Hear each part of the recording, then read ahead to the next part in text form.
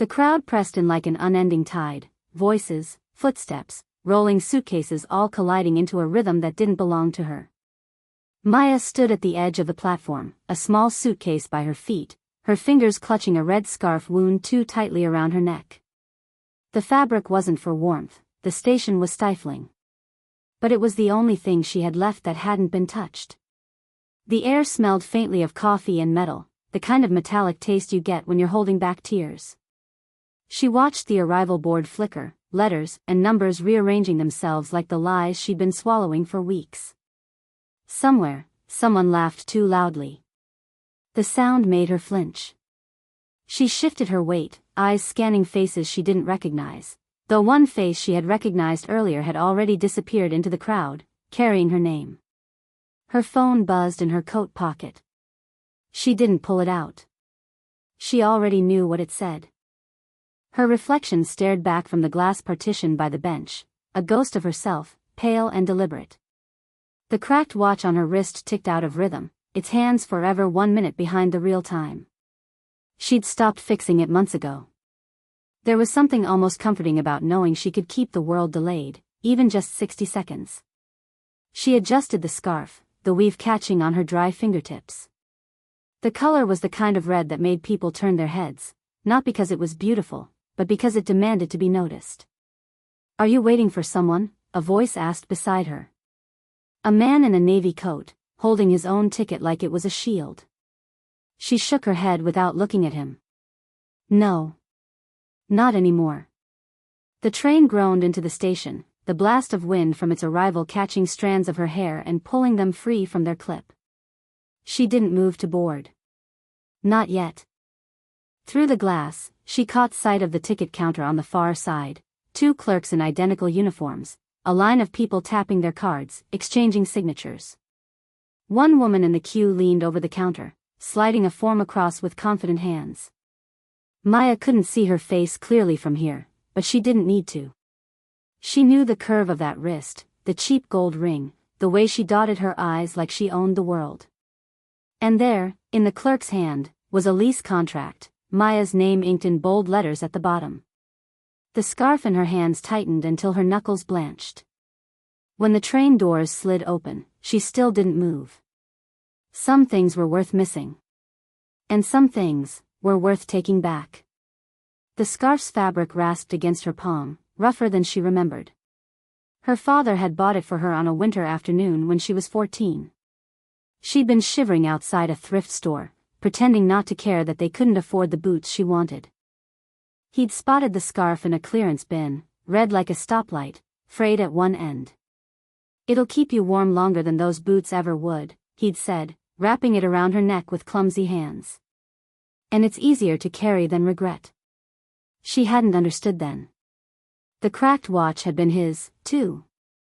It stopped keeping perfect time the week he died, and she never replaced it. Maybe she didn't want to. There was something grounding about holding on to broken things. The station loudspeaker blared an announcement, pulling her back into now. People surged forward. A woman in a yellow coat ran toward the arriving train, her arms already opening before she reached the man stepping off. They collided in a hug so fierce Maya had to look away. Her own suitcase was embarrassingly small. She'd packed it in 30 minutes flat, 2 pairs of jeans, a sweater, and the envelope of unpaid bills she couldn't face yet. She felt the stranger's gaze before she saw him.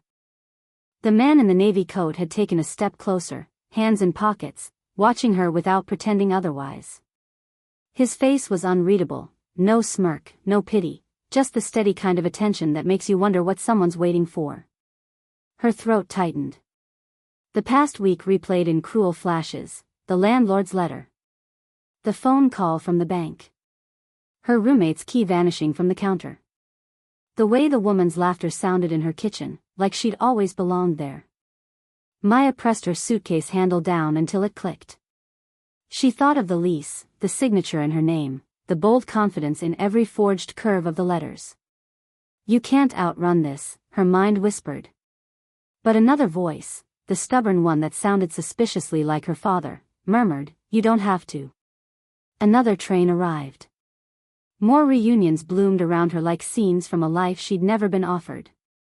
The navy coat man still hadn't moved away. Her watch ticked once, then twice, offbeat, as always. She took a step toward the ticket counter.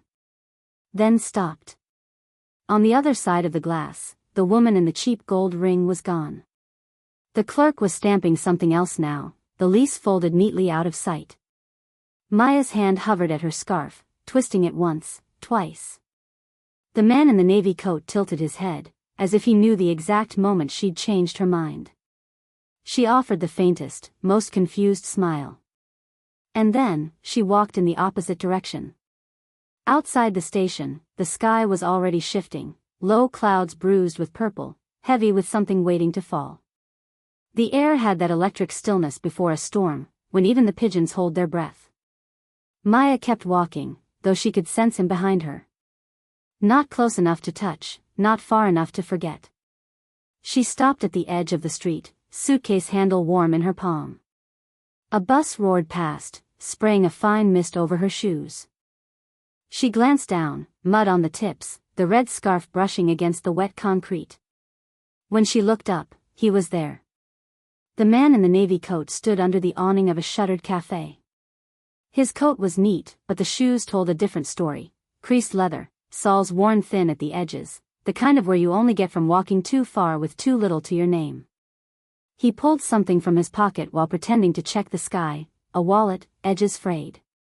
When it opened, a photograph slipped slightly into view. A boy, maybe 7, sitting on a curb with a balloon. The smile was uneven, uncertain. Maya looked away before their eyes could meet. The wind picked up, tugging her scarf like an impatient hand. She thought of the forged lease again, the way her name had been claimed without her permission, stolen with the casual cruelty of someone who never thought they'd be caught. She thought of walking away from all of it. Of buying a train ticket to anywhere and starting with nothing. But she could still see the boy in the photograph, the shoes, the steady eyes that had watched her without asking for anything. And somewhere in that, she felt the uncomfortable prickle of recognition. Maybe it was the way they both stood apart from the crowd. Maybe it was the quiet they seemed to share, as if silence could be safer than words. A drop of rain landed on her cheek, startling her more than it should have. Then another. The storm had decided. "You're not boarding," he said finally, his voice low, almost swallowed by the wind. She swallowed, unsure whether it was a question or an observation. "Neither are you." His mouth curved, not a smile, exactly. More like someone hearing an answer they'd expected. Another bus passed, drowning the space between them in noise. When it cleared, he had stepped closer.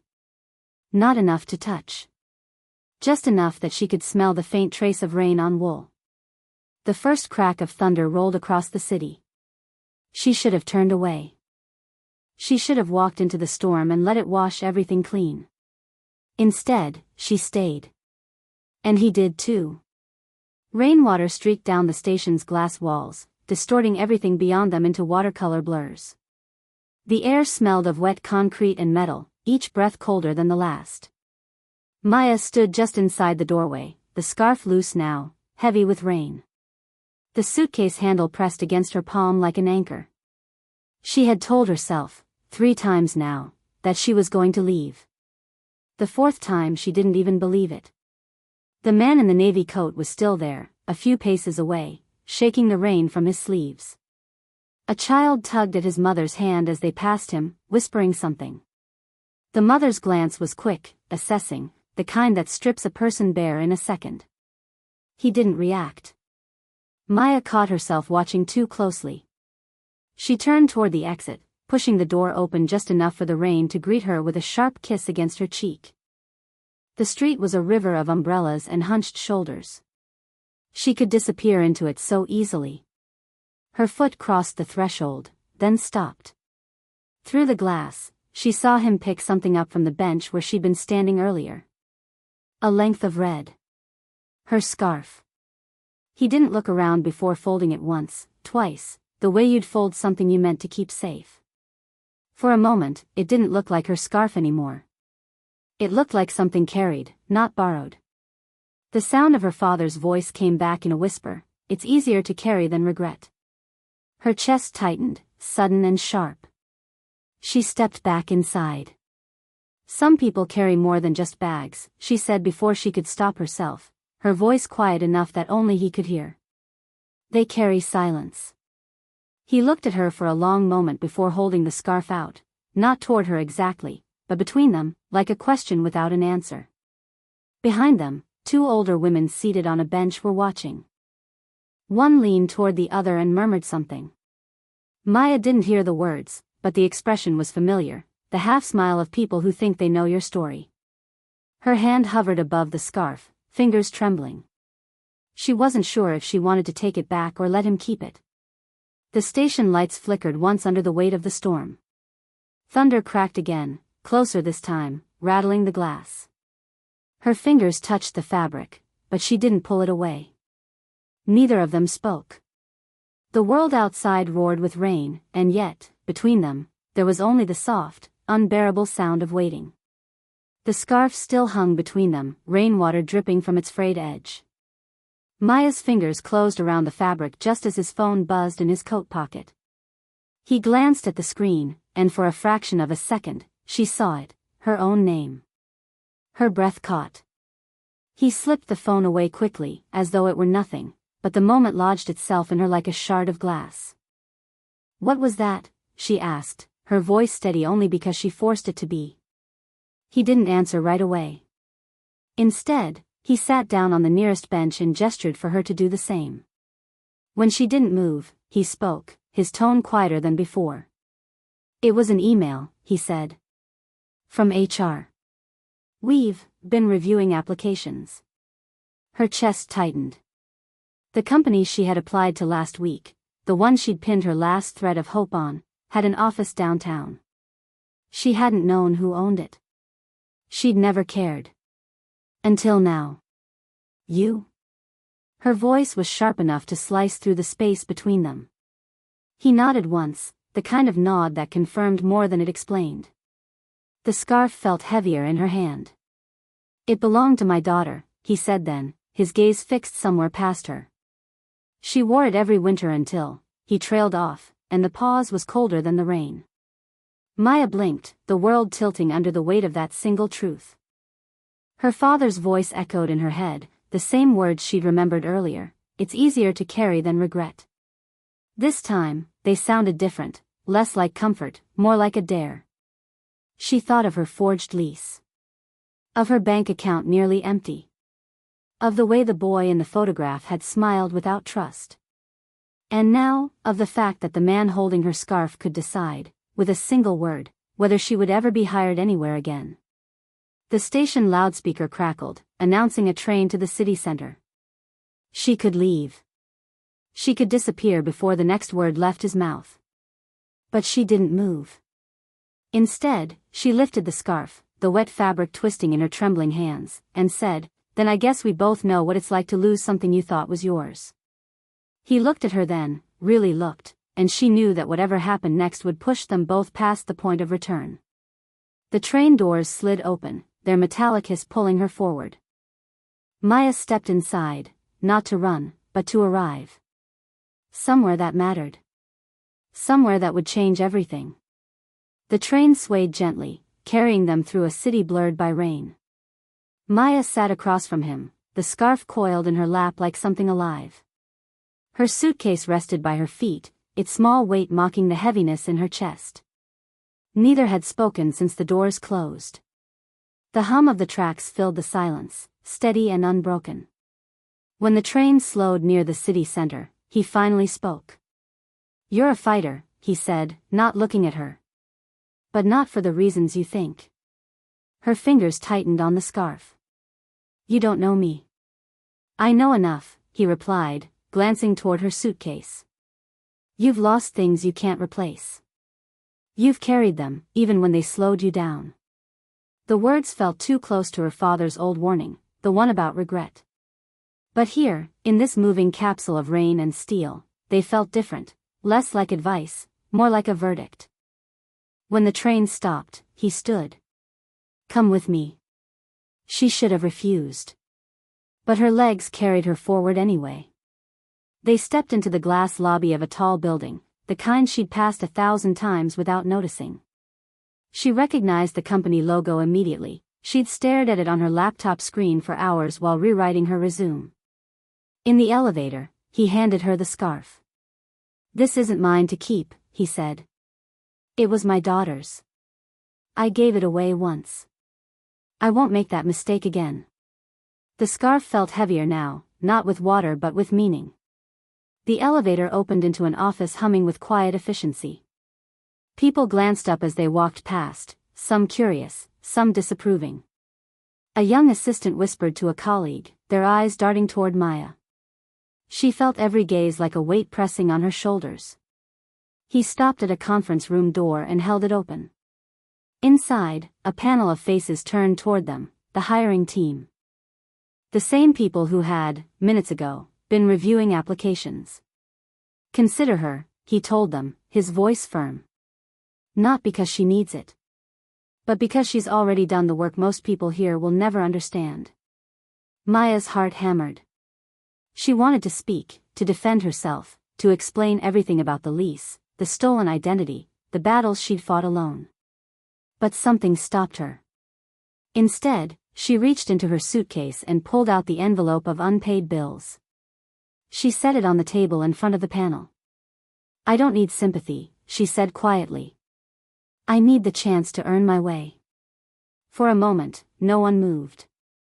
Then he nodded once, not with warmth, but with a strange, measured respect. Outside, the rain had stopped. She left the scarf folded neatly on the table, a piece of herself willingly surrendered. As she walked out, she didn't look back. Not every stranger you help is meant to stay, but some leave you changed forever. The city had that washed clean smell after rain, the streets slick with silver reflections. Maya walked without hurry, the echo of her own footsteps a steady rhythm against the quiet. She no longer had the scarf. It had stayed on that conference table, its frayed edges lit under the cold office lights like a thread connecting her past to something she didn't yet understand. Her suitcase felt lighter. Not because she'd taken anything out, but because she'd stopped clinging to the idea that everything she carried had to come with her. In a small cafe window, she caught her reflection. Hair damp, jacket creased, a faint shadow under her eyes. But there was something else now, an almost imperceptible lift in her posture, as if her spine had learned a new language. She thought of him, not as the man in the navy coat, not even as the owner of the company, but as the person who had seen her without asking for explanations. Sometimes love is not romance, it's recognition. The memory of her father's voice came softer this time, less a warning, more an echo folded into the city's hum. "It's easier to carry than regret." She understood now that the choice wasn't about what to carry, it was about when to put something down. A street vendor called out in the distance, selling umbrellas to passers-by. Two teenagers laughed as they splashed through a shallow puddle. The world was moving, and for once, she didn't feel like she was chasing it. By the time she reached her apartment building, the air had shifted again, warmer, lighter.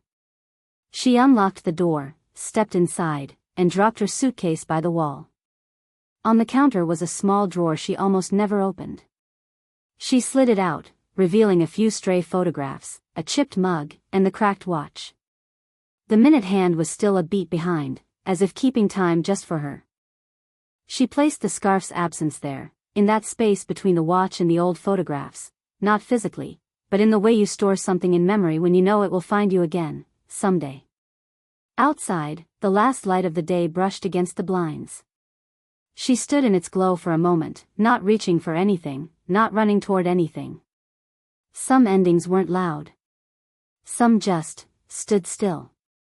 She closed the drawer. And in that small, unremarkable act, she realized that not every story needs to be reclaimed. Some are meant to be left exactly where they ended, so that you can begin again.